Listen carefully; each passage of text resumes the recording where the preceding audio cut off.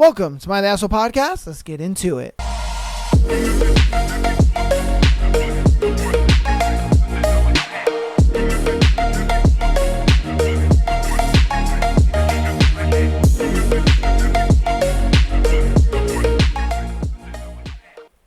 Welcome. It is Haunting Adeline Day.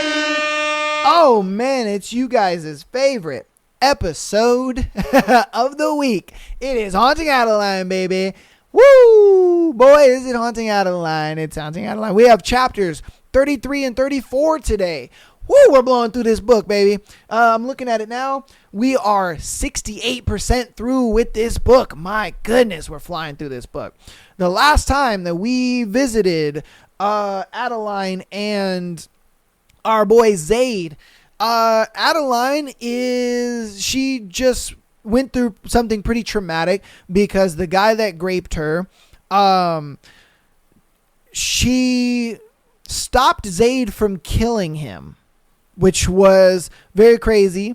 Because she was like powerless in that room. She wanted to learn how to fight and she wanted to learn how to like do what Zaid does. But when he took her into that room, the guy who raped her took her into that room, she became powerless. She was just like, oh my God, why can't I fight back? What is going on? And then when Zaid was just like a click clack, she was like, no, don't do it.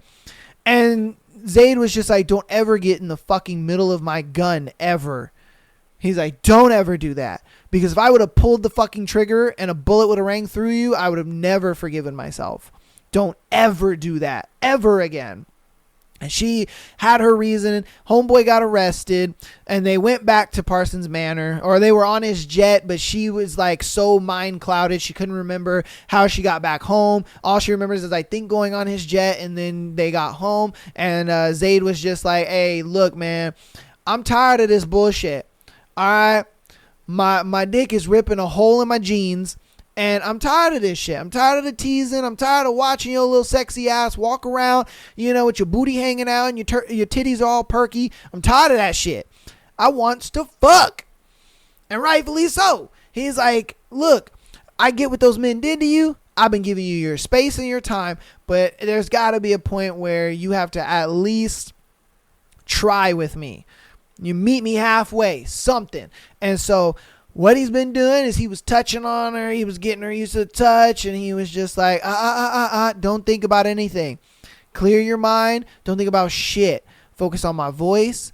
Focus on, the feel of my hands. Focus on just me and my essence and our love and all this stuff. So, hey, he about to clap them cheeks. But before we get into the book, we have a thread. Today's thread is, what's a kink that many people have, but you define disgusting?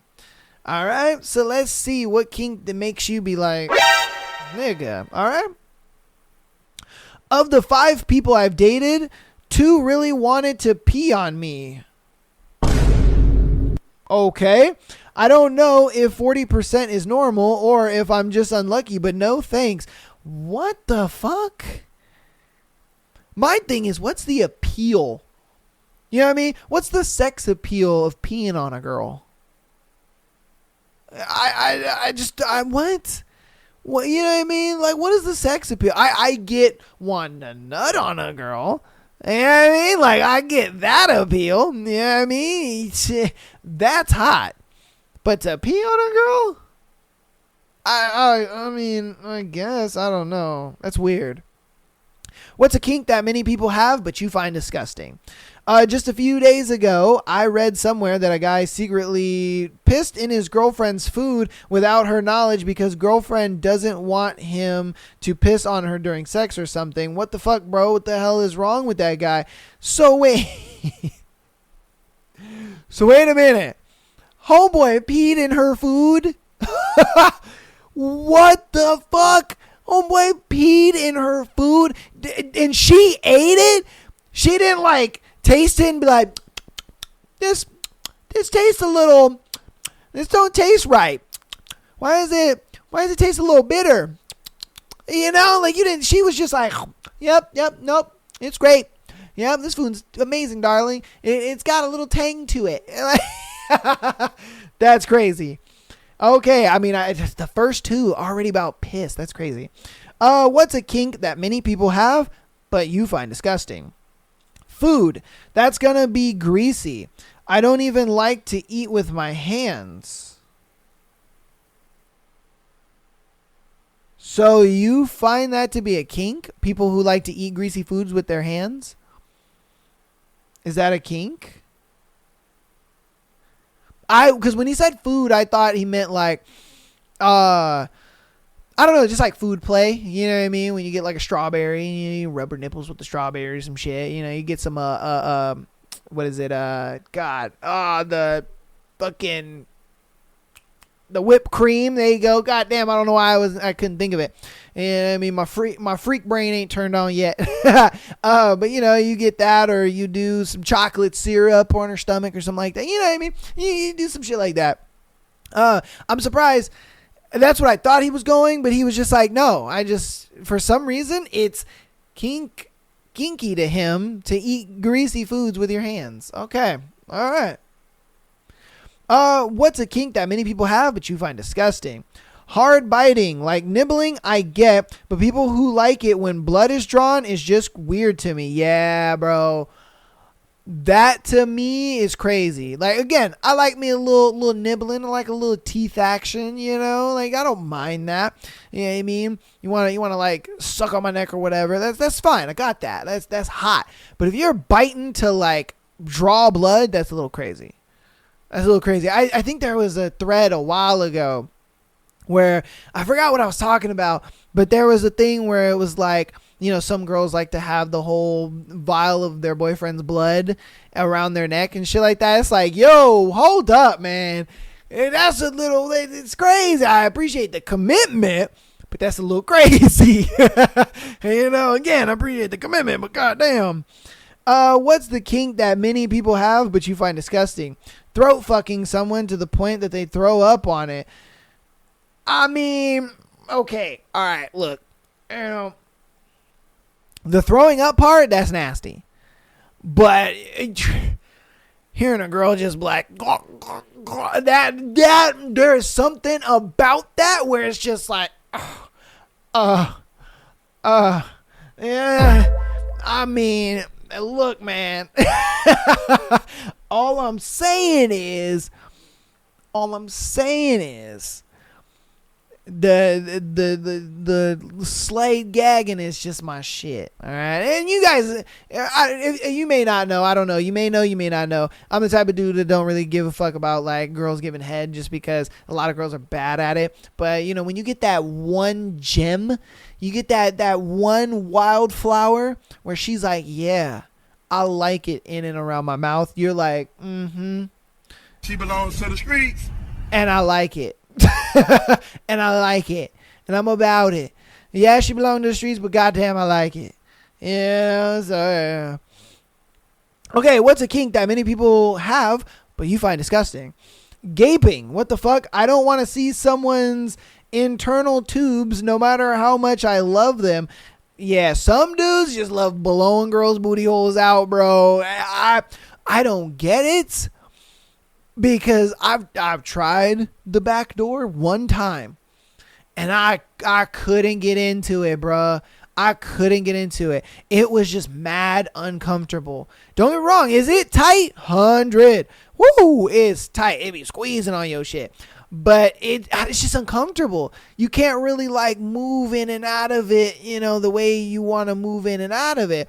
And you kind of got to like really take it slow, and then she's constantly clenching, you know, because when it's in the coochie, you know, she'll have a good rhythm of clenching, but when it's in the booty hole, it's just clenched the entire time, and you're like, okay, can you unclench? Let me go. It's kind of like it's a suction cup on your penis, you know. It's yeah, that one time, and that was it, man. I couldn't do it after that. I just couldn't.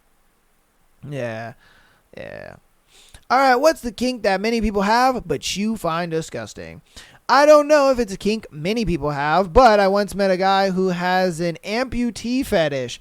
He prefers dating girls without legs or arms. I don't find it disgusting, just strange. How does one have this fetish? Homeboy must be just like, yeah, I like to just pick her up and just...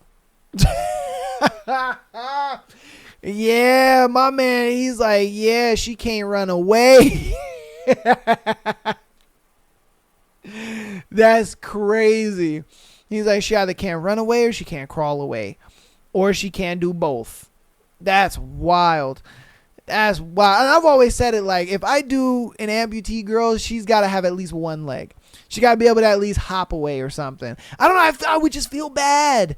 I would feel bad. I would feel like I'm forcing myself on her. Even if she was just like, no, I love you and I want this and, you know, this is great and all that. You know what I mean? Even if she was saying that, I just still would feel like I'm forcing myself on her.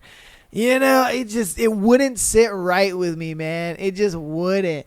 I couldn't do it, bro. I just couldn't do it. That's just, yeah. Oh, man. All right, on to our next one. What's a kink that many people have but you find disgusting? Age play, incest, poop, blood, and food. What? Okay, hold on. The incest and poop is crazy. Like, the hell are y'all niggas doing with poop, bruh? Why?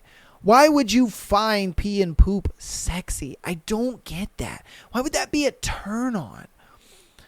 I don't get that. What? I feel like some people get to a point where they have so much sex it just gets boring.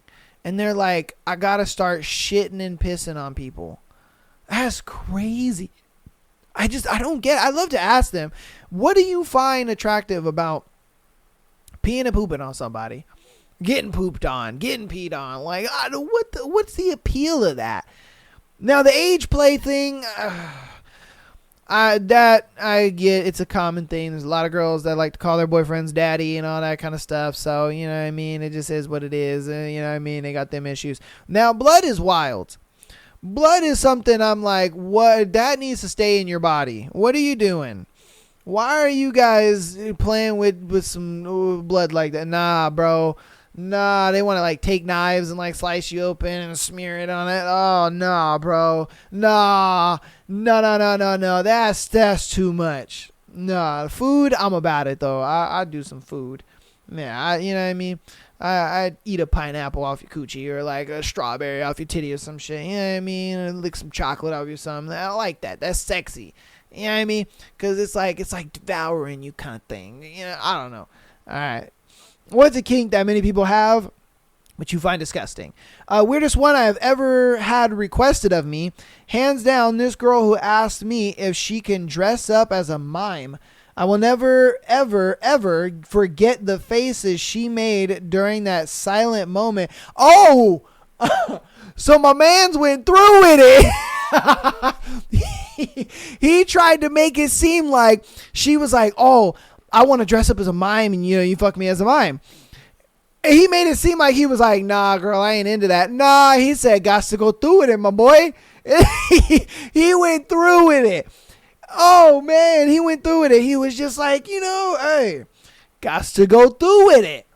Got to go through with it, my boy. Yeah, that's crazy, bro. That's crazy. My man went through with it.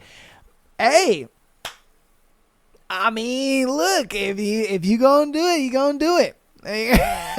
That's crazy, bro. That's wild. Oh, my God, that's wild. He went through with it. Hey.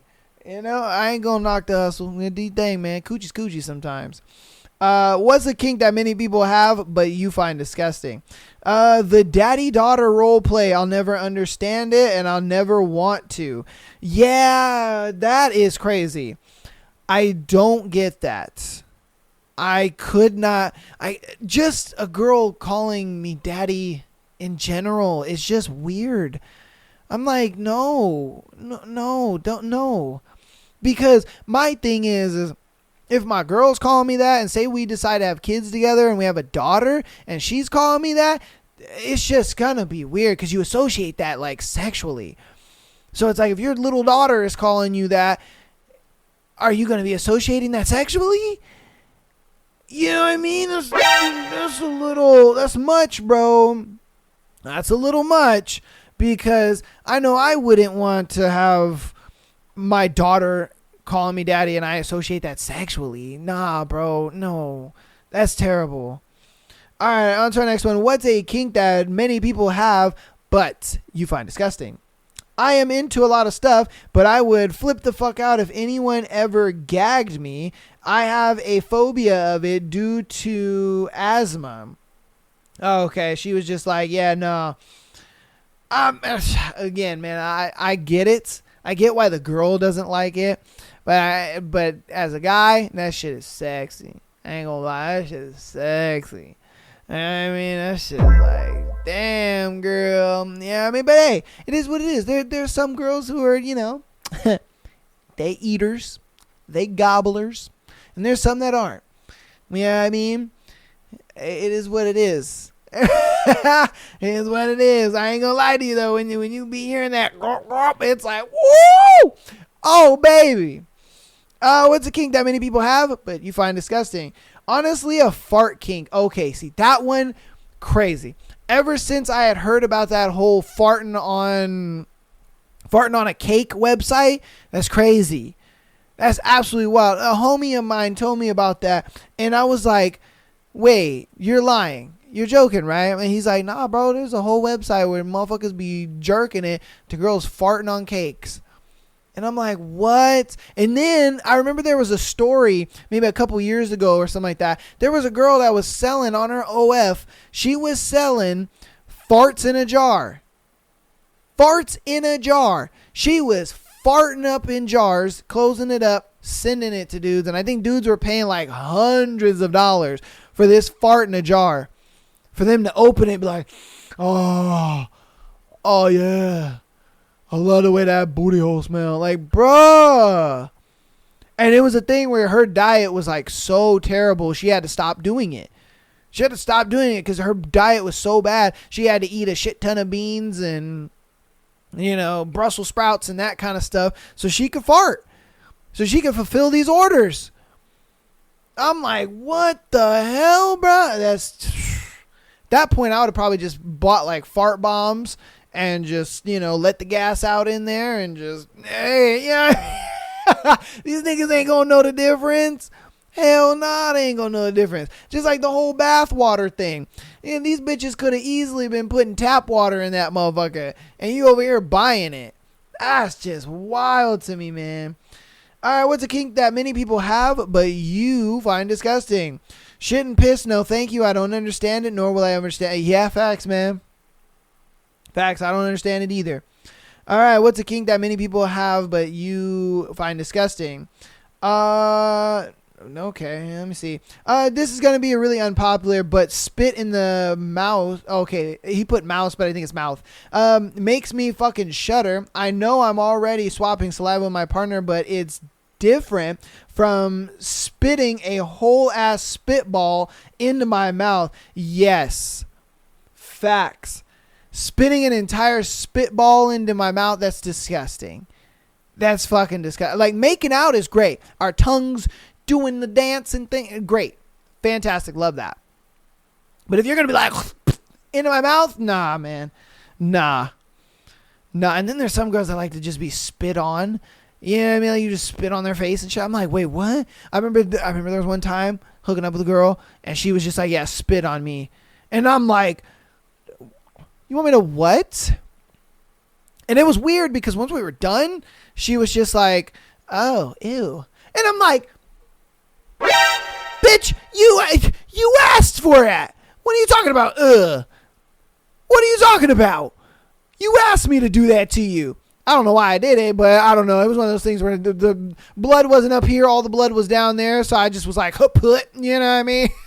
So, but yeah, she was just like, ugh. And I'm like, bitch, what? I don't know. I will never understand kinks, and I'll never understand why people love them and do them and all that shit. But that's going to be today's thread, man. Hope you guys enjoyed that thread. Some people just get bored of ordinary sex, bro. And it's crazy to me. If I'm being honest with you, it is absolutely crazy to me. But I hope you guys enjoyed the thread.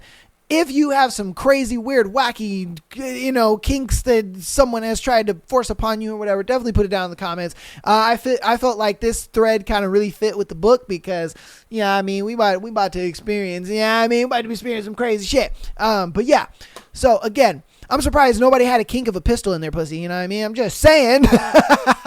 Or like getting fucked with like weird objects or anything like that. But, it is what it is. Maybe that one's more accepted. And a lot of people had food, which I'm like, I like a little food play, but it is what it is. All right. So, I'm going to shoot through announcements and we'll get straight to the book. So, patreon.com/Am I the Asshole Podcast. Exclusive episode every single Friday, as well as being able to send in your scenario to be featured on the Tuesday and Sunday show, as well as your confession time. All right. So get on there. We have over 80 hours of content waiting for you guys. $3 a month. That's it, baby. All right. You get all those awesome little benefits. Also, you guys get access to be a part of the threads before like other, I guess, media platforms, if you will, and something like that. But yeah, if you're an audio listener, keep downloading the show as well as rating us 5 stars. Helps out a lot, and it's free, baby. It's free. I see the analytics. Numbers be going up and up and up and up and up. Thank you guys so much, and I appreciate all of your support. If you want to help out even more on the free 99 side of things, follow us on Instagram, TikTok, as well as the YouTube, all right? And on every Monday, 5 p.m., we go live, all right? We go live, we play a game, we hang out, kick it, have a good time. Kik and Twitch are over there, all right? And we'll be live on TikTok as well as YouTube. So if you want to watch us on YouTube, definitely. If you want to watch us on TikTok, definitely. If you're a Kik or Twitch person, got you over there, okay?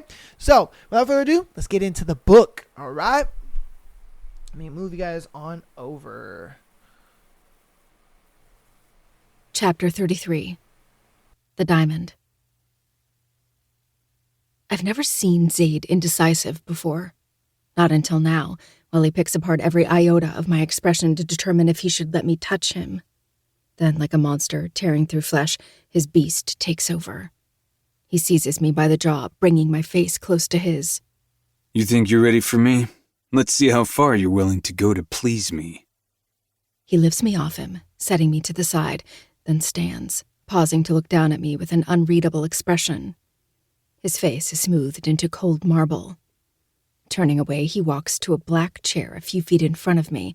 He sits there some nights if he can't sleep, waiting and watching for a nightmare to arise. Always watching me.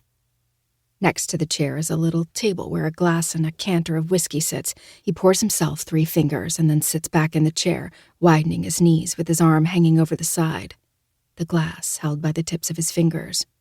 He eyes me, taking a sip of his whiskey before resuming his position. Crawl to me, he orders.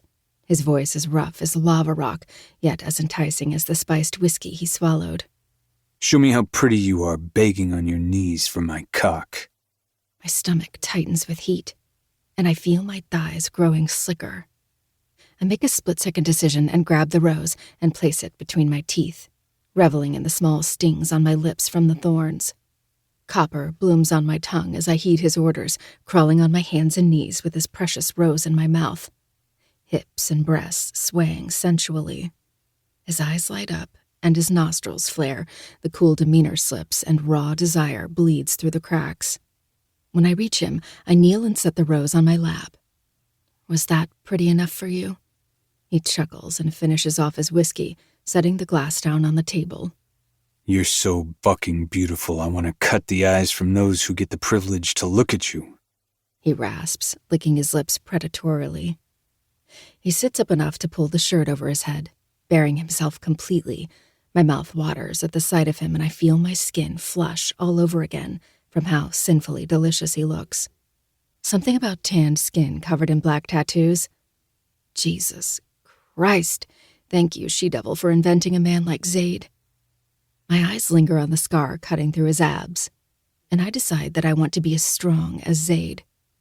A man who has faced death with a smile on his face countless times, only for him to turn around and do it again. Over and over. Gently, I drift my fingers across the crimson handprint streaked across his stomach. intoxicated by the sight of him twitching beneath me. The tension condenses until it feels like I'm wading through lava. My jaw is in his hand again within seconds, his thumb smearing the dots of blood along my lips. I want to see this blood all over my cock, he murmurs. Take off my belt. Heeding his command, the metal clings as my fingers deftly undo the buckle, and memories surface of him wrapping this belt around my neck as he fucked my mouth. I want that again, but I know I'm not quite ready for it yet. He releases my jaw as I make quick work of his button and zipper, delighting in the sound of metal teeth breaking apart for me. His cock bursts free before I finish unzipping, and this time, my mouth dries. Somehow I've forgotten how intimidating his size is. Licking my lips, I grab the rose, spread my knees, and glide the soft petals through my slit again, once more soaking them with my arousal. He watches me closely as I sit up and drag the stem across his tip slowly. The sharp thorns biting into his sensitive flesh, he hisses between his teeth, his eyes flashing viciously. Trapping my bloody lip between my teeth, I trail the petals alongside the ridge of his cock, delighting in the way his stomach clenches. Veins protrude from his length, and I follow them up to the tip with the flower, coating him in my wetness. Eddie, he warns when I slide it down to his balls, causing him to tense. My lips curl mischievously as I lean forward and place a soft kiss on his cock, staring up at him beneath my lashes with a sultry look. He growls, and his patience snaps. He's fisting my hair and leaning forward, his sharp words rumbling in my ear. do you want to trade places and make me beg on my knees? I've waited so long to feel your mouth wrapped around my cock, little mouse, and I would do terrible things for you if that's what it takes. Patience, baby, I whisper, my pussy throbbing when he groans. He becomes so malleable from a simple endearment. And once more, that sense of power flares. Flattening my palm on his chest, I push him back, his body strung tight. Keeping our gazes locked, I dart my tongue out and lick around the tip of his cock.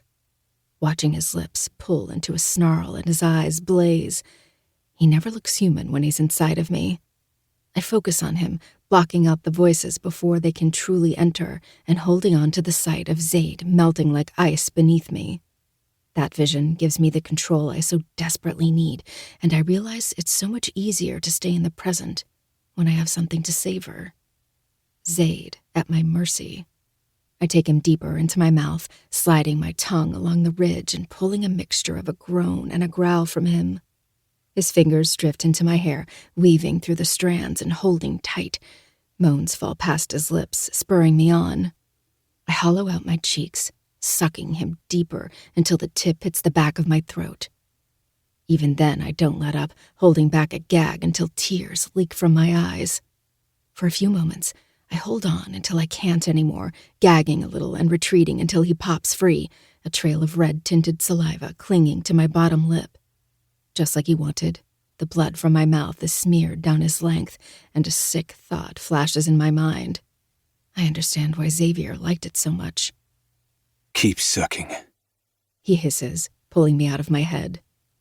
Breathing in deep, I hold my breath as I swallow him once more, tears welling in my eyes from the sheer size of him. His hand grabs the nape of my neck to keep me still while he pumps his hips, a growl rumbling from deep in his chest.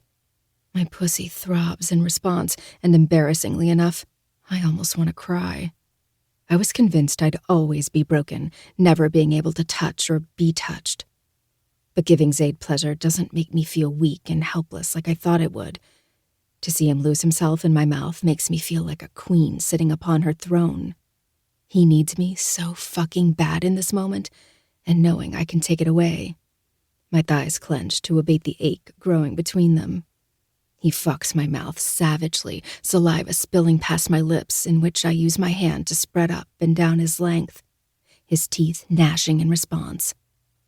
I come up for air, trails of spit connecting his dick to my mouth. Stick out that tongue for me, baby. I do as he says, without regard, peering at him through my wet lashes. Such a good fucking girl, he rasps. He grabs the base of his cock and slaps it on my tongue a few times, his brows pinched and mouth parted. A beast and a god, twisted together, forming something wholly unnatural. And I realize I never needed to be afraid of his touch. It was men that defiled me, and Zaid was never a man. I tug against his hold in my hair, but he resists, fisting the strands tighter. He lifts his other hand and drags his thumbs roughly over the underside of my eyes, smearing mascara down my cheeks. His chest rumbles and his voice is guttural when he says, "You look like such a pretty whore for me." A flash of anger ignites inside of me, and he only smiles in response. He jerks my head closer to him. The tip of his cock brushes against my breasts, and his eyes fall, a spark flaring in his gaze. By the time he drags his eyes up to me, I know exactly what he's thinking. "You were never a whore for those men, little mouse, you know why?" Why? I whisper. "Because they never owned any part of you. They took what they did not possess. That doesn't make you a whore. That makes you a survivor." A sheen of tears wells over my eyes. I drop them to conceal the weakness, but he jerks my head up, refusing to let me hide. A devilish grin quirks his lips up. "But you are my whore. You're my everything, and you become so much more with each passing day. I possess every fucking part of you, Adeline. Even when you screamed and cried that you didn't want me, you could never let me go. All those nights you stood at your window letting me watch you, confronting me instead of running and instigating me, knowing what would happen. And when you did run, you only ever used your mouth to try and get away. You gravitated towards me, just as I did you, and that is something no other man will ever have." He's right. I never did act appropriately to him stalking me. There's no denying how contradicting it is to assault and stalk a woman when you're trying to save others from the same thing. Nor is there denying how, despite these things, there's a twisted part of me that has always liked it. It was never about my body succumbing to him, but my soul, too. Xavier wanted from me what only Zaid could accomplish. He wanted my body to reveal a hidden truth and show him that our connection ran deeper than flesh on flesh. And when the only truth he found was that I would never want him, he grew angry and desperate. That was a truth only Zaid could uncover. Like attracted to like. His darkness to mine. I was running from it while he was forcing me to see who I really am. Zaid and I, we don't make sense to the outside world. Barely even in my own head, yet I'm finding it hard to care anymore. I won't ever justify what Zaid has done to me, but I do forgive him. Not only that, but I accept him. He told me before that he wanted me to fall in love with the darkest parts of him, and I have. Every fucked up piece of him. Sensing the resolve, he jerks my head again. "Spit on my cock, baby. Get it nice and wet for me." Keeping my eyes locked on his, I stick out my tongue, letting the saliva pool before dripping off the tip and right onto his cock. "Can never be too wet, can you, kitty cat?" I say coyly, echoing his words back to him from our first encounter. He grins, the act damning to my soul. Lifting his hand, he thumbs my bottom lip harshly. "Keep it up, little mouse. This sharp tongue isn't the only thing capable of getting me wet. I could come just thinking about my cock covered in your blood." I bite my lip, a shot of fear pulsing through my system from his dangerous tone. A shiver rolls down my spine, hitting each vertebra on the way down. It feels fucking glorious. I rub my spit up and down his length, the noise is crude. His eyes droop. His mouth opens as he stares at me like he's praying I defy him. "Good girl," he drawls. "Now lean forward and put my dick between those beautiful tits of yours." Biting my lip, I do as he asks, looking up at him seductively. He may be spitting his demands, but he's still under my mercy. Proven by the way his head tips back, a groan working through his throat, his Adam's apple bobbing. He succumbs to me like the Titanic did the ocean. Indestructible, unsinkable, to everyone but me. I'm the raging sea that conquered him and sunk him to his very knees, and he was helpless to stop me. He pistons his hips upward, and I squeeze him tighter between my breasts, dipping my chin down to let another trail of spit fall from my tongue. The sight of his cock driving up between them has my pussy clenching, arousal spreading down my thighs. A moan of my own slips out, pulling his eyes back down to me. "Is this making your pussy wet?" He grinds out past his teeth, punctuating it with a harsh thrust.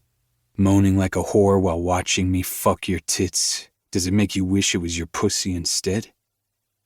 Yes, I confess, riveted by the fierce look on his face. My heart ramps up, but I trust Zaid. I trust that he knows how far to push me. Rub your clit. I want you to come when I do.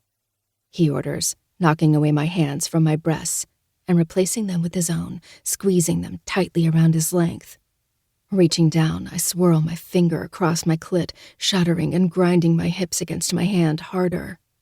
My head begins to tip back, eyes rolling as I circle faster.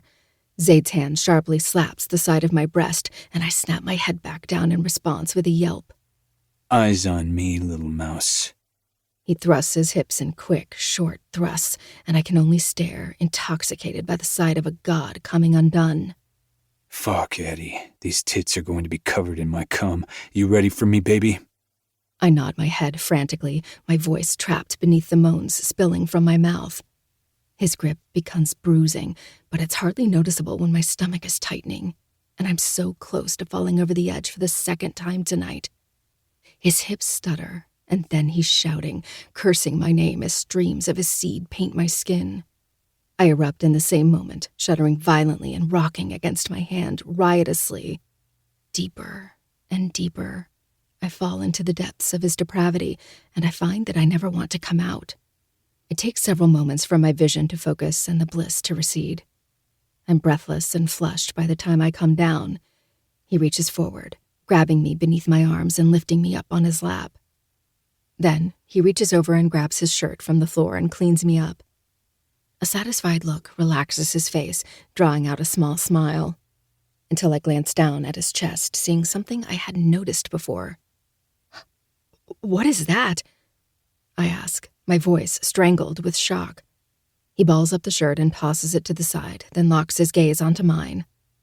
A reminder, he answers simply. I try to swallow, words getting stuck in my throat like dry bread. "What did you do?" I croak. It burns my fingertips as I brush them across his most recent scar, as if he branded himself and the flesh is still sizzling. Glaring at me is a macabre rose marring the skin directly over his heart. Cutting into the old scar. A fucking rose. He carved a symbol of his love for me into his chest. Why? His gaze sears into me with so many different emotions swirling in the mismatched pools. Regret, shame, guilt, fury, all prevalent as he stares up at me like I'm a fading mirage and he doesn't know how to let me go. I told you I don't hide from my failures, he says softly. What happened to you was my failure, and this serves as a reminder every day. I shake my head, at a loss for words. Several times I open my mouth, but nothing comes out. "Zaid," I finally choke out. "It wasn't your fault." Maybe not directly, but that doesn't exempt me from blame. Max sold you out because of the bad blood between us, and I should have killed him when he first started giving you trouble. That was my first mistake, and because of that, you were kidnapped. His fists clench and the muscle in his jaw thrums against his skin. Any second now, it just might burst. And that was my second mistake, he rasps. My protection wasn't good enough. I can't always be by your side. We both know that, but it was too easy for them to take you. I won't make that mistake again. His hand drifts through the tendrils of my hair before brushing softly against the back of my neck. I don't care if I need to set this world on fire until there's no one left but you and me. The world will burn around us, and I'll gladly live in chaos with you as long as the only person that is a danger to you is me. Clenching my teeth, I dig my nail into the rose. He hisses, but doesn't stop me. "Stop taking the blame for other people being fucked in the head. You didn't put a target on my head. You didn't sell me out in the name of revenge and money. And you didn't kidnap me and sell me off into the sex trade. What you did was find me and save me." I dig my nail in harder, a bloody crescent moon forming over the rose. "You rescued me, and I will never forget that. And the only way I can repay you is by saving myself. Getting stronger and not letting what those sick fucks did to me control my life. I may have cracked, but they did not shatter me. My rose still has fucking thorns, Zaid. Do you understand me? Before he can respond, I lean forward and collect the beads of blood on my tongue. Then I slowly lick my lips, smearing the crimson around my mouth like lipstick. His eyes zero in on the movement, his chest heaving. I wanted to know what it tasted like when someone else bleeds for me, I whisper. He works his jaw. I'll always bleed for you, He whispers before gripping my jaw in his hand and connecting his lips softly with mine, licking his blood from my lips. You're still my helpless little mouse, but only when it comes to my irresistible prowess, He says when he pulls away, gracing me with a shit-eating grin. I close my eyes, a laugh bursting from my mouth. A single tear slips out, emotions rising up my throat. The happy vapors are back, and I hope to God they stick around for a little while this time. You're such a prick. No, baby, I'm just the masochist that can't get enough of your beauty, even when you draw blood. He glances down at the tiny droplets sprouting from where I dug my nail into his skin. I purse my lips. I guess I'm the prick then. June 2nd, 2022. The first time I saw a rose with clipped thorns sitting next to an empty whiskey glass, I'm ashamed to admit that I cried. He always leaves them around, even still. It was melancholic, and a part of me wished we could go back to that time so badly, where I was just a normal girl, and the worst thing to ever happen to me was gaining the attention of an enigmatic shadow. The new Addie would roll her eyes at the old Addie, scoffing at her complaints over a stalker, when the worst was yet to come. There were many times when I was laying in that lumpy bed in Francesca's house, crying my eyes out because I knew my problems would never be so simple anymore. Crying because I lost that girl who took naked pictures of herself because she loved her body. The girl who laughed freely, wrote words that moved people, and walked through life never checking over her shoulder. I want her back, because now I can hardly look at myself in the mirror. It's hard to laugh anymore. I haven't written a damn word since I've been home, not for a book anyway. And I'm scared. So scared that this freedom will be snatched away as easily as it was the first time. Chapter 34. The Diamond. Ring around the rosies, pocket full of posies. Sibby sings loudly, skipping around the three wriggling bodies strapped to their chairs. Ashes, ashes, we all fall down! She screams, kicking the back of Rocco's chair on the last word. She shouts it so loudly, even I jump. I let out a long, suffering sigh. She's been singing all damn day, taunting them to the point that Francesca has officially soiled herself. I'll admit, that was pretty fucking funny. Zaid let her have her fun and get as much information out of the three as possible after she pinky swore and crossed her heart and hoped to die not to kill them. Unsurprisingly, Sibby has proven to be just as skilled with psychological torture as she is with physical. She made them want to die without even having to touch them.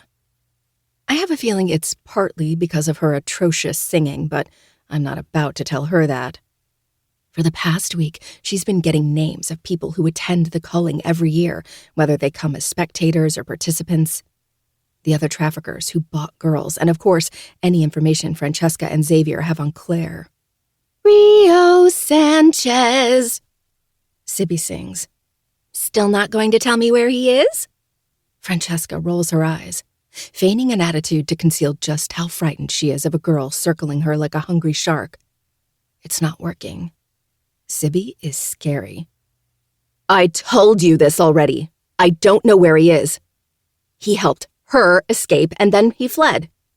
That's all I know, and frankly, I would gladly hand him over to you because I want him dead too, she says, her voice ending in a frustrated screech. She's flushed bright red and panting, anger, pain, and frustration all etched into the harsh lines in her face. Old makeup is cracked and smudging, aging her 10 years.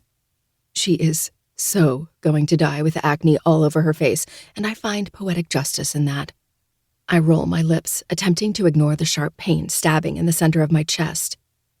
Anytime I think of Rio and what will happen when Zaid eventually gets his hands on him, I kind of want to cry. My feelings towards him are complicated, and I'm not sure I'll ever truly understand them. Even more so now that I've met his sister and learned that the evil bitch before me was forcing him to do a lot more for her than I initially thought. I said I wouldn't feel guilty when Zayd got a hold of him, but then he saved me. And now I can't say that I'll stop Zayd, but I can't say I'll feel nothing either. Do you want him dead because he helped the diamond escape, or because he betrayed you and put a crack in that icy little heart? I ask. Her eyes spit fire while she glowers at me. He was nothing more than a good fuck. She seethes. I bend at the waist, thinning my eyes. Did you have to threaten to kill his sister every time you wanted him to fuck you? Rocco snorts, and Francesca's head whips to him in offense. He's pale, sweaty, and seemingly tired, but the malice in his eyes is unmistakable. She stopped threatening that after the first 2 years, and I think it's just because you got tired of hearing it. Shut the fuck up! She screeches, her face turning a ghastly shade of purple. Doesn't suit her complexion very well. No, we're in this fucking situation because of you, he shouts back. Because you couldn't keep a handle on that stupid little bitch and refused to get rid of her, and now look. Francesca's bottom lip trembles. Sydney was worth... She wasn't worth shit, he roars. She was! Or she was keeping your secrets. I cut in dryly. Francesca's head snaps to me so quick she nearly does herself a favor and breaks it. What did she tell you? She demands, her voice cracking and eyes wild. I shrug nonchalantly, giving nothing away. Sydney didn't tell me shit, but Francesca doesn't need to know that. Sydney knew? Rocco asks with rage. Francesca's eyes widen and she turns to Rocco with desperation. She found out. I don't know how, but she threatened to tell Claire if I allowed her to be auctioned. She acted out because it was the only thing keeping her in the house and our secret safe. My brows knit, trying to decipher what exactly Sydney knew. Why didn't you just kill her? Rocco growls through gritted teeth. Claire wouldn't allow me to. She forced me to deal with it as a punishment for failing to get Sydney under control. Francesca cries, nearly pleading with her brother. Rocco looks away. Is that why you stopped letting people fuck them? Now I really am confused. Sibby and I glance at each other, and she must note my expression because she comes around and gets in Francesca's face. Tell me what you were doing, she demands. I don't like being left out. Francesca snarls, but quickly cowers when Sibby raises the pink knife to her eye and threatens. I'll cut it out and make you chew it. Gross. We were making money under the table. People would pay us for a night with one of the girls. We were making good money too, but then Sydney found out and used it against me. My brows shoot up, surprised by their gall to profit off of the girls behind Claire's back, yet not at all because, well, it's fucking Francesca and Rocco. Even Xavier whistles and looks at them with a lopsided grin. He's just as exhausted as the other two. Brave thing to do. Claire would have murdered you slowly if she found out. Rocco scoffs. Should have just saved us all the fucking headache and let her tell. He spits. She was already crazy from that fucking cult. Did you think Claire was going to actually believe her? He ends his question with a patronizing laugh. Xavier shrugs in a "you got me there" way while Francesca just gapes at him. None of them notice the frozen girl standing before them, her spine ramrod straight and shock painted on her face. What cult? Sibby finally cuts in. Francesca's mouth opens, then closes. I don't know, she sneers. All I know is some girl killed the leader and the entire cult disbanded after that, wandered aimlessly because they knew fuck all of what to do with themselves. My eyes widen gradually as she speaks. There's no way. How did Sydney get to Washington? I ask. How else? She was homeless and picked up off the streets from a trafficker and shipped to me to be groomed. She answers, her tone dipped in venom. I'm one of the best in the world, and she was a tough case. I was working on her. She spits the last part to Rocco, flickering a scornful glare his way. Sibby, did you know her? She turns to me, a frown tugging down her lips. What did she look like? Blonde hair, brown eyes. 2 front teeth were crooked. She had a beauty mark on the corner of her mouth, too. She works to swallow, but eventually nods her head. Yeah, I knew her.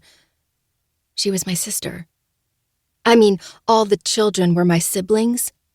Daddy was the only one allowed to get anyone pregnant. She trails off, seemingly dumbfounded. That actually makes a lot of sense. Sibby and Sydney coming from the same cult. Now that I think about it, their mannerisms are very similar, bizarre, creepy, and their maturity stunted. They're both murderous psychos, but at least Sibby has a heart of fucking gold, whereas Sydney's was ashen. Her expression drops, and she looks at me with all the seriousness in the world. She tried to kill you? She was the one that kept hurting you? Thinning my lips, I nod. I'm sorry, Addie. It's my fault she ever ended up there. Frowning, I say, Sibby, it wasn't your fault. It was. She insists. She had nowhere to go because I killed Daddy. All of them were left alone. She would never... I grab her hand, squeezing it tightly. Sibby, you couldn't have known any of that would happen. You did everyone a favor by killing that man. He was a demon, remember? Her lip trembles, but she nods. Sydney was, too, and she probably smelled like a rotten egg. I'm glad you killed her. I peck her cheek, hoping to rid her of any lingering guilt. Go on upstairs. You did great, and we got everything we needed. I just have one more question to ask. She smiles and skips up the stairs, sadness forgotten. I train my gaze on Francesca. What happened to Molly? Her brows pinch with confusion, so I clarify. She was a captive back in 2008. She wrote in the journal, and I found it inside the floorboards in my room. I started writing in it, too. It's actually why Sydney was going to kill me. I was planning to escape, and she found out by reading that journal. Her expression sours, and I can almost see the memories flicking across her gaze. She escaped. The first and last girl to get away. Until you, she says, muttering the last part with indigence. A smile curls my lips, and pride fills my veins. For Molly, and for myself. Thank you. Clapping my hands, causing the 3 of them to startle, I offer them a huge smile. It's time. Francesca's golden brown eyes round with confusion and fear. Not so long ago, we stood in opposite shoes, drowning in helplessness and sorrow, wondering how this could be happening to me. There she stood, staring down at me with the same expression that I now wear. She showed me no mercy, and I will return that favor tenfold. Maybe she did care, but not enough to save me from herself. Time? She echoes, her voice breaking. My grin widens further, not bothering to hide just how vindictive I feel. For the culling, I supply, my voice dipped in honey and sugar. And you, my dear, are the prey. Imposter's syndrome, something many authors deal with from time to time. When we accomplish something we never thought possible, things we only ever dreamed of. Those are oftentimes the most difficult moments to grapple with. Do I deserve this? It's similar to what Francesca, Xavier, and Rocco look like now. Staring at the tree line before Parsons Manor, feeling like an imposter in their own life. Instead of the inability to accept their accomplishments, they're unable to accept their fate. Am I really so vile, so evil, that I deserve to be hunted like a fucking animal? I could answer that, but I'd rather show them. Zaid and Sibby stand on either side of me, a crossbow hanging loosely in their hands, the cold, gleaming metal identical to mine. The heavy weight feels familiar. I've been practicing for this very moment. My heartbeat pulsates in my ears, drowning out Francesca's incessant sniveling. We're standing behind them, the brisk air saturated with anticipation. You know, I say loudly, causing her to flinch. You would have beat the shit out of me if I had cried. She shakes her head, refusing to answer. Her head is tipped down, a mop of stringy hair falling over her shoulders and revealing how badly she's deteriorating. Her spine is protruding from her skin, poking through the threadbare t-shirt she wears. Xavier and Rocco stand beside her with stone in their shoulders, holding tightly onto the facade that they're strong and brave. Such manly men they are. I'd like to see if that ideology holds firm when they're running for their lives, or if they'll die in a puddle of piss and regret. You three are luckier than I was. There's no maze or traps in here for you. Just the sharp tip of our arrows. And if you can't find us, then we get away and you're fucked. Xavier retorts pompously. He must feel so smart right now. I smile. You won't get away. He tips up his chin, eager to prove me wrong. You placed several rules on me, but I'm only giving you one. You can't escape out of the driveway. There are several armed guards stationed all the way down. If you want out, you go all the way through and find the road. He stiffens and my smile grows. Xavier thought he could cut left, run 20 feet, come out to my driveway, and escape that way. If they were going to make it hard on me, the least I can do is return the favor. Which one do you think is tastiest? Sibby asks, bouncing on her toes with excitement and restlessness. I curl my lip in disgust, wrinkling my nose. Ugh, don't be gross. We're not cannibals. Sibby scoffs. I would never taint my body with demon meat. We won't be eating them, but the vultures will. She's got a way with words, Zaid says dryly, a tinge of amusement in his tone. That she does. Remember, Sibby, don't shoot to kill. Find and bring her to one of us when she's down, I remind. She grumbles in response but doesn't argue. I want to experience all of their deaths. So, just like the culling, we'll kill them together. Ready? I call out. Francesca's shoulders shake with sobs, but I pay her no mind. Xavier and Rocco don't verbally answer, but their bodies tighten. Run, Zaid commands, laughing when Francesca takes off and then immediately stumbles over her feet, nearly face-planting the dirt ground. Sibby giggles, her bouncing increasing. She will be hunting Francesca. Zaid will be after Rocco, and Xavier is mine. Zaid wanted to line them up and test if he could shoot an arrow through all three of their heads at once, but I wanted them to swallow the same pill they forced down my throat. I wanted them to suffer, as I did, to choke on the bitterness of having your life in someone else's hands. Just to have it thrown to the ground and fucking stomped on. Only a monster can create another monster, and that's exactly who I've become. Sibby takes off after Francesca, a nursery rhyme echoing across the forest. Zaid takes a step forward, then pauses to glance back at me. Only the scar slashing through his white eye and the side of his mouth visible beneath the black hood. You look absolutely divine dressed in wolf's clothing, but don't think I won't tear them from your body the second he's dead. Enjoy your hunt, little mouse. You won't be the only predator on the loose. Warmth spreads throughout my stomach, dropping low just as his eyes do, giving me one last heated look before turning and taking off after Rocco. I've told him some of the things Francesca's lovely brother has done to me. By the time the last breath leaves his body, he won't have a drop of blood left inside him. And for the first time, I'm not ashamed that I find pleasure out of another's death. Biting my lip, I head into the forest. The temperature drops as I silently make my way through, foliage crunching beneath my feet. A sharp thrill is zinging throughout my body, yet I keep my pace quick but steady. Xavier is confident he'll get away, but with how deep these woods are, we're confident none of them will find their way out before we catch up to them.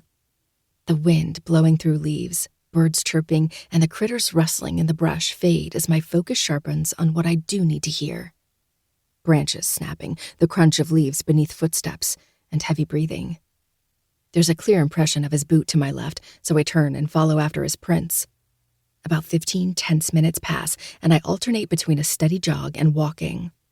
There are no maze walls keeping them confined in one area, so it'll be easy for them to get lost. Xavier believes he can find his way out, but it would take him hours, and that's without getting turned around. A sudden loud screech startles me, sending birds tearing through the branches, followed by evil cackling. Sounds like Francesca's scream, and if she's not already hit, she came very close to it. I exhale shakily, my heart racing and sweat gathering at the base of my spine. Another scream from Francesca, the tail end cutting off abruptly, presumably from Sibby silencing her somehow. In that single moment, meant to be hidden beneath her scream, was a twig cracking. My head snaps in the direction, off to my left, where I see a flash of a hand before it disappears behind a tree trunk.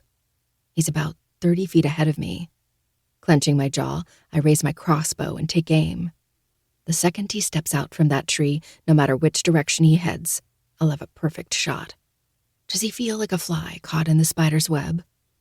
Trapped where he stands while the Black Widow stalks from afar? It's exhilarating. The heady feeling pulsating between my thighs, causing my cheeks to flush and my lids to droop. My focus sharpens until Xavier's fear is all I can see, smell, and taste. How helpless he must feel, knowing his end is nearing. "How does it feel?" I ask, just loud enough for him to hear.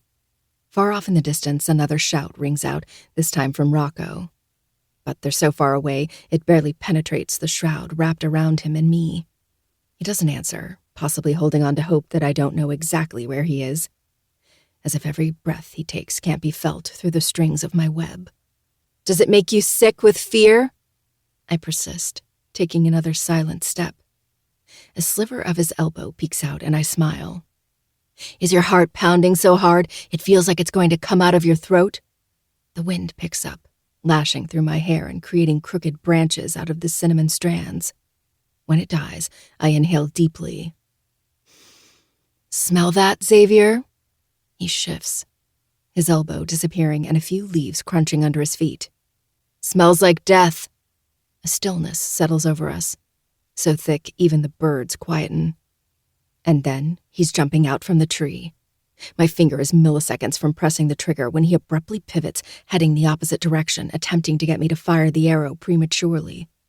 While it didn't work in that regard, it did throw me off my equilibrium, and it takes me a second too long to catch up before he's darting behind another tree. I launch the arrow just as he disappears, a startled shout piercing my ears.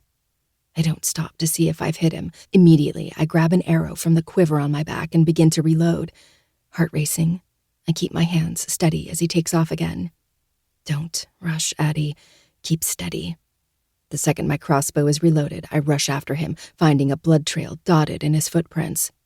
Desperation clouds his judgment, and he limps out from one tree toward another with a massive trunk, his leg dragging. My arrow is jutting out from his calf, blood bubbling from the wound as he runs. Taking aim once more, I breathe in deep and then release, pressing the trigger as I do. The arrow slices through the warm summer air and lodges in the center of his back. A piercing yelp, and he's falling flat on his face. My blood heats and my heart sings from his agonized groans, nails digging into the dirt ground. He drags himself forward, attempting to escape. To where? There's nowhere for him to go except to hell. "Somebody help!"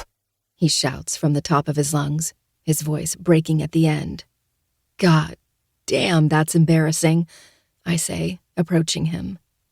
I kick his injured leg when I near, grinning when he curses at me, blood tainting his spit. Crouching beside him, I cock my head, taking in his pitiful state. His blonde hair is soaked with sweat, the beads of perspiration trailing down his red face. And those bright baby blue eyes, the very ones that watched me cry and bleed beneath him, are so full of rage and pain, they're nearly black. "Silly rabbit, I told you that you couldn't escape me." I hear leaves crunching in the distance, along with what sounds like someone cursing and struggling, slowly getting closer as Xavier spits more curses at me that would send my mother to an early grave. The insults roll off my back despite how hard he tries to hurt me. He's already done his worst when I was the one helpless and powerless. Now, he's nothing. A deep growl sounds from behind me, drawing my attention away. Zaid approaches us, dragging a spitting Mad Rocco by his collar, splattered with blood from head to toe. With his black hood drawn, chin tipped low, and his yin-yang eyes locked on me, I lose all cognitive function. A dark god that embodies destruction and death, yet I've never felt more in love. Rocco is no small man, yet Zaid drags him as if he weighs absolutely nothing. He drops him on the ground, earning a few nasty words which he dutifully ignores. "Can he run?" "Arrow in the spine." He clips. My mouth dries as he nears, incapable of doing anything else but watching him bend down, seize me by the throat, and crush his mouth into mine. Milliseconds. That's how insignificant of a moment it takes for me to respond. He pries my lips apart with his tongue, tasting me thoroughly and drawing an embarrassing moan from my throat. He rips himself away, only to fist my hair and yank my head back until I have no choice but to look him in the eye. A good man would be sorry that he corrupted something so pure. You've never been a good man, I whisper, reiterating the exact words he's told me so many times before. No. He agrees. But I have always been yours.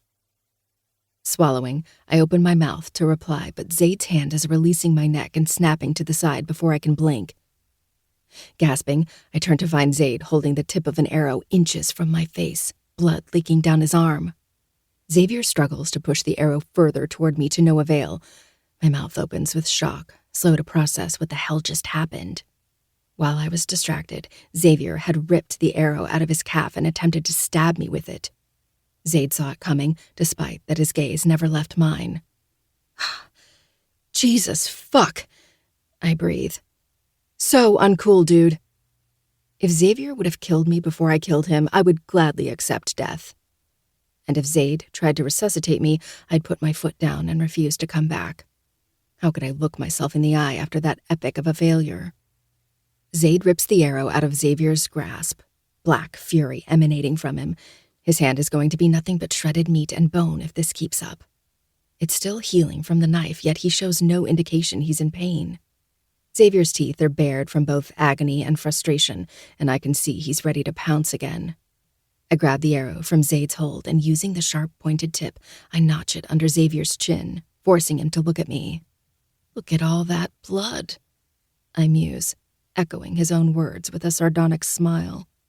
Zaid readjusts, crouching behind me, his knees on either side as he presses into my back. Xavier's eyes drift over my shoulder, hatred swirling in his eyes. My breath hitches, shivering from the feel of Zaid's hand sliding across my midriff, then lower, the tips of his fingers breaching the waistband of my leggings. Xavier tracks the movement, his face reddening the lower Zaid's hand drifts. What are you doing? I whisper, though the answer is obvious. This is so fucking wrong, yet my pussy throbs when his fingers brush over my clit. When you stole from her, did you know the only one she thought of was me? He asks, ignoring my question. I bite my lip, arousal flooding between my thighs as he continues to softly play. Xavier snarls but doesn't deign him an answer. I want to show you why. Zaid whispers, his deep voice dark and sinful. His touch becomes firmer, and a low moan slips free. I close my eyes, embarrassed by that, even though Xavier can't see anything but the outline of Zaid's hand. Don't be shy. Zaid murmurs in my ear. Show him why he never stood a chance against me. I exhale a shuddering breath, unable to contain the breathless moan, my eyes opening then fluttering shut again from the pleasure taking hold of my body. He expertly rubs my clit, and soon my head is dropping back on his shoulder. Zaid, I moan, my thighs beginning to tremble. Stop it! Xavier barks, his voice pained for more reasons than the arrow piercing his spine. Are you angry because she never moaned your name? Zaid challenges. He's right. I never did, despite how hard Xavier tried. Did she cry out for God? He pushes. Yes! Xavier spits. And fuck, I'm falling apart. I thrust against Zaid's hand, rolling my hips mindlessly, the bliss eroding my entire being. Good, He says, a grin in his voice. That means she was crying out for me. Oh my God, Zaid! I sob, the orgasm building, forming into a sharp point right where his fingers are rubbing. That's it, baby. He purrs. Show him who you're really praying to. Zaid! I cry out, splintering into millions of pieces while my soul breaks free, shooting far into the heavens. It's then I realize I don't belong there, not when my dark god is pulling me down into a world of sin and pleasure, making me come while holding an arrow to my rapist's throat. We're all fucking damned anyway, forced to live outside of heaven's gates. I find I like it better, living in the darkness next to my shadow. Zaid slips his hand from my leggings, cupping my pussy over the fabric, while I ride out the rolling waves of euphoria. Slowly, I come down, my vision spotty as clarity gradually resurfaces. Panting, I look down to find Xavier seething, his eyes glassy as he glares at me. Why does he look so betrayed when he's never owned anything more than my nightmares? You're a whore, He spits angrily. Zaid stands, his presence looming, seconds away from taking the wheel and sending Xavier into the afterlife. I reposition the arrowhead against his neck, a droplet of blood forming beneath the tip. And what makes you think your opinion of me means anything at all? I wonder. Before he can answer, a loud screech cuts in, full of pain and frustration. Fucking psycho bitch! That would be Francesca.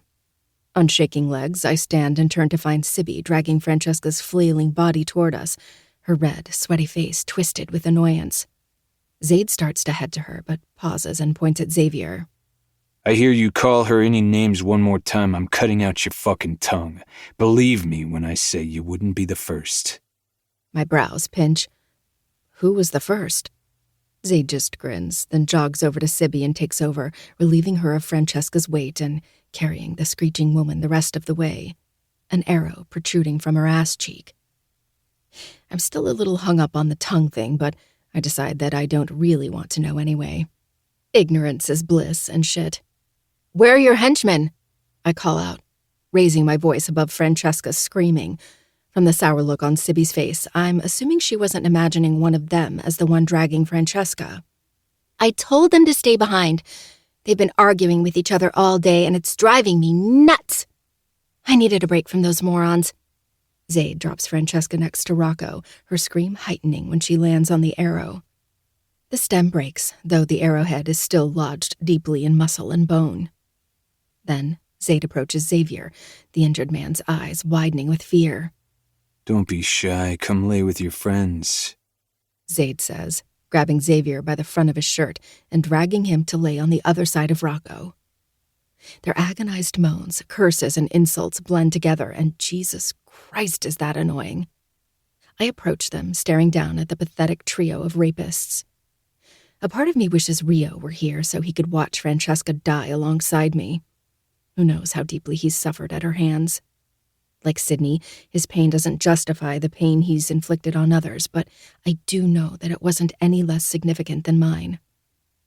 Embarrassing, I spit, revulsion thickening in the pit of my stomach. How many girls were in your place now while you celebrated and got off on their torment?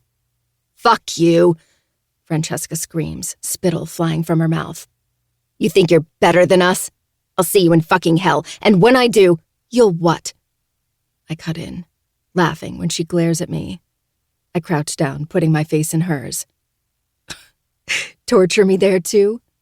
You will never be stronger than me, Francesca, and you want to know why? I survived you, but you won't fucking survive me.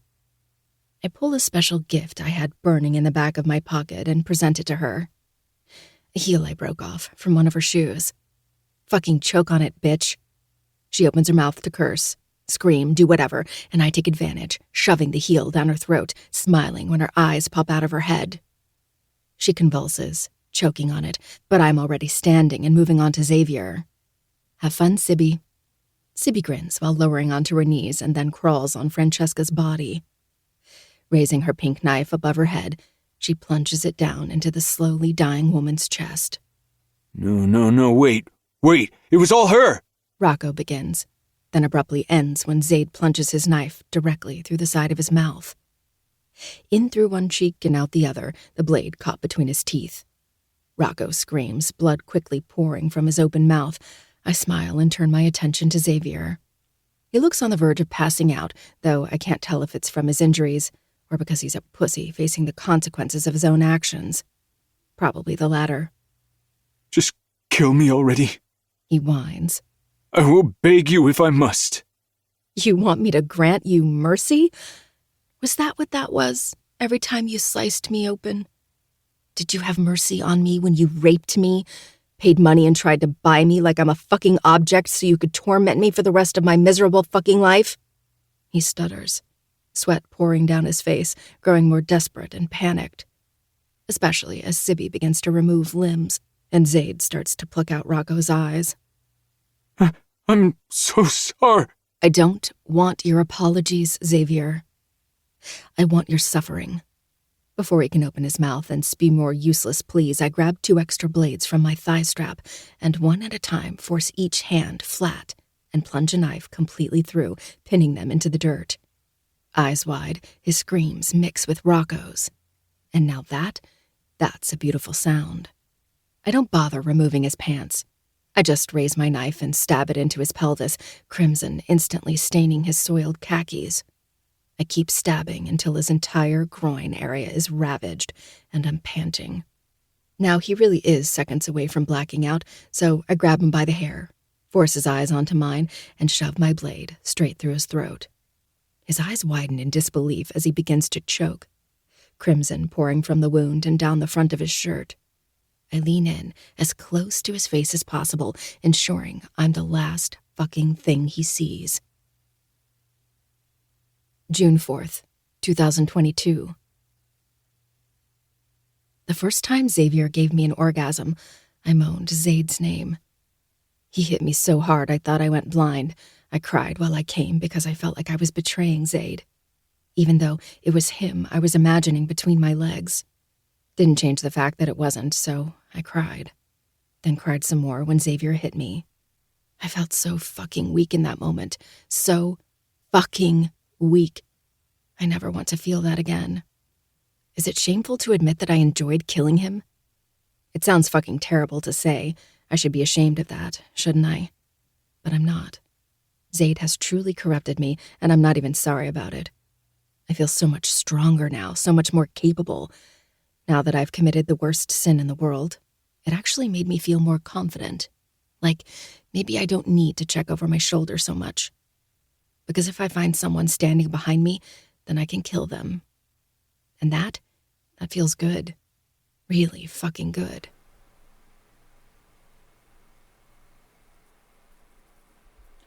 All right. Woo! Boy, was that 2 action-packed chapters.